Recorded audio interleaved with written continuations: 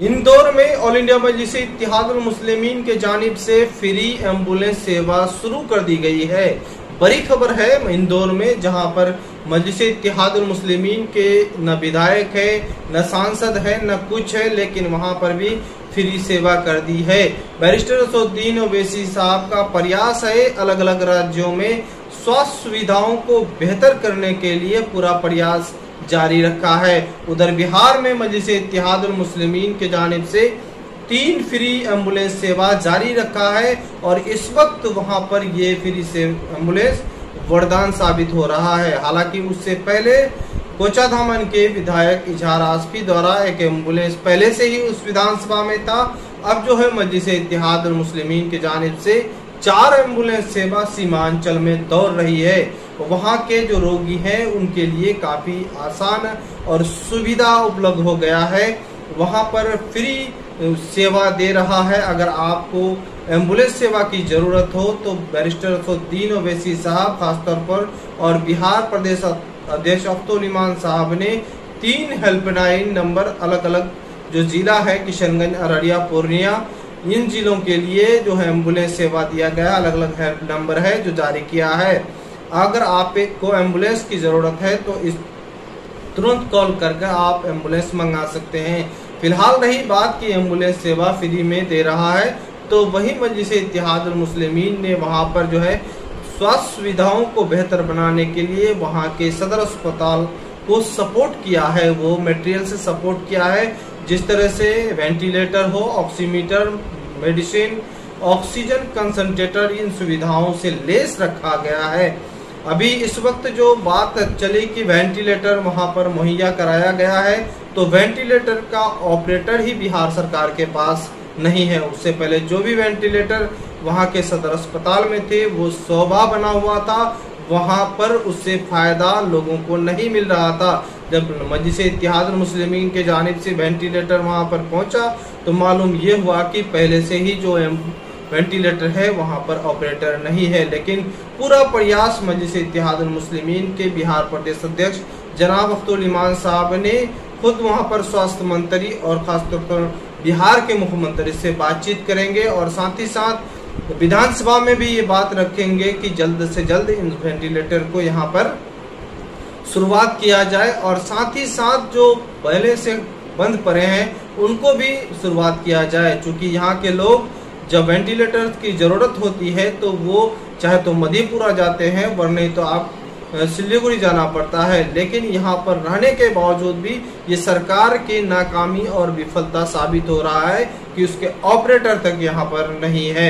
फिलहाल मजलिस इत्तेहादुल मुस्लिमीन जब से बिहार आई है एक आवाज बन के उभर रही है और सरकार को आईना दिखा रही है। पिछले दफा जब विधानसभा के सेशन चला था तो वहां पर भी मजलिस के राष्ट्रीय अध्यक्ष, मजलिस के बिहार प्रदेश अध्यक्ष जनाब अफ्तुल इमान साहब, वो अमोर विधानसभा के विधायक हैं, लगातार मजलिस के तरफ से वो बोल रहे थे और ये कह रहे थे सरकार को कि कोरोना महामारी को रोकथाम के लिए पूरा प्रयास करनी चाहिए।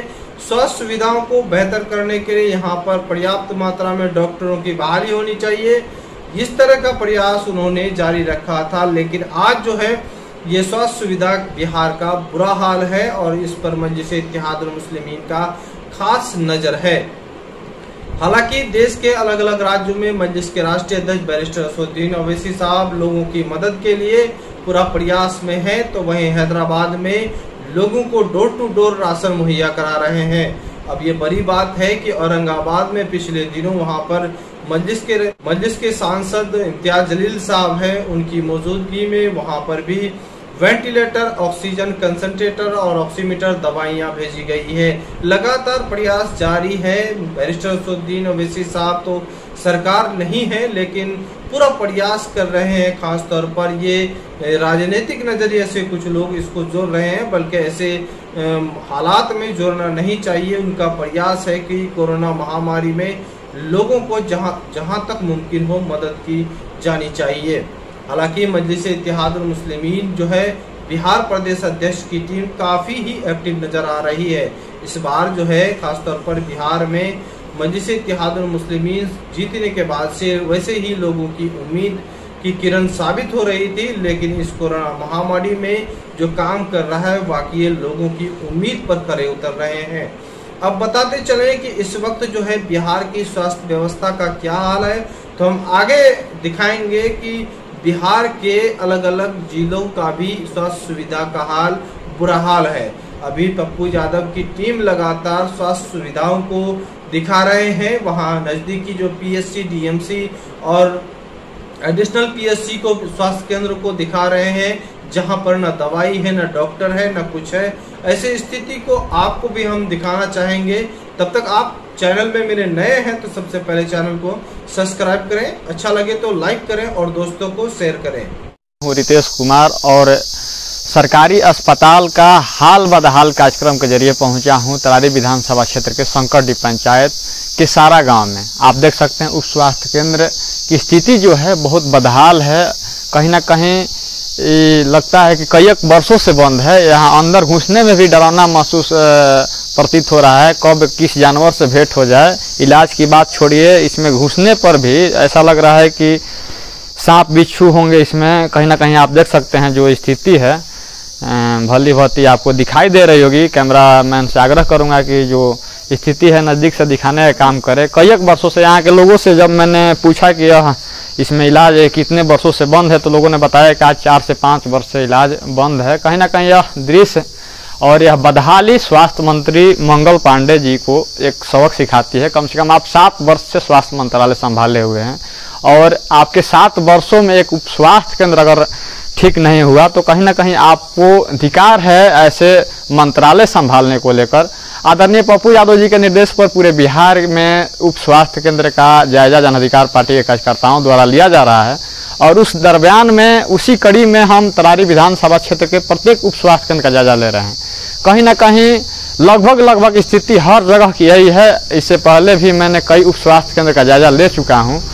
तो सबसे बड़ा सवाल है कि गरीब मरीज जिनके पास पैसे नहीं होते हैं इलाज कराने के लिए, दर की ठोकरें खाते हैं, कर्ज सूद लेकर प्राइवेट अस्पताल में जाकर अपना इलाज कराते हैं, तो कम से कम वो तो यह चालू रहता तो यहाँ इलाज करा सकते थे। सरकार को गरीबों के प्रति हमदर्दी क्यों नहीं है, सबसे बड़ा सवालिया निशान खड़ा करता है। और मैं अंत में माननीय मुख्यमंत्री नीतीश कुमार और स्वास्थ्य मंत्री मंगल पांडे जी से आग्रह करूंगा कि थोड़ा भी अगर संवेदना बची है गरीबों के प्रति, अगर आप चाहते हैं गरीब मरीजों का इलाज हो, तो ऐसे उप स्वास्थ्य केंद्र को आप चालू करवाइए।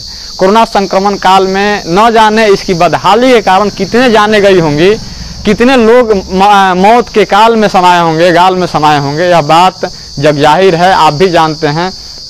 और ऐसे उप स्वास्थ्य केंद्र अगर चालू आज रहते हैं तो सैकड़ों लोगों की जान बच जाती। मंगल पांडे जी, आप इसको गंभीरता से सोचिए।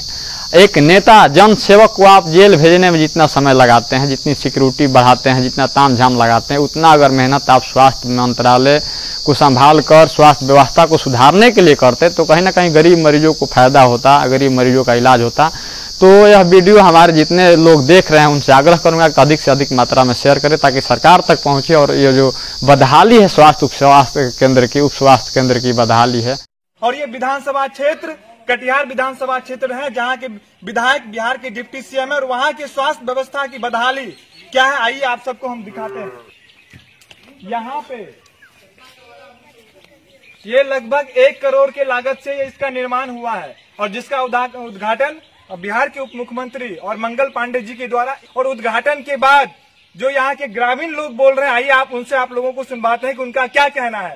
सबसे पहले आइए, कहा जा रहा है कि इस भवन में, इस अतिरिक्त स्वास्थ्य केंद्र पोखरिया में सिर्फ 1 दिन ही टीकाकरण हुआ है। उद्घाटन के बाद, अस्पताल निर्माण के उद्घाटन के बाद, जिसमें बिहार के डिप्टी सीएम तारकिशोर प्रसाद और बिहार के स्वास्थ्य मंत्री मंगल पांडे जी थे। दिखाइए, पूरा वीडियो दिखाइए।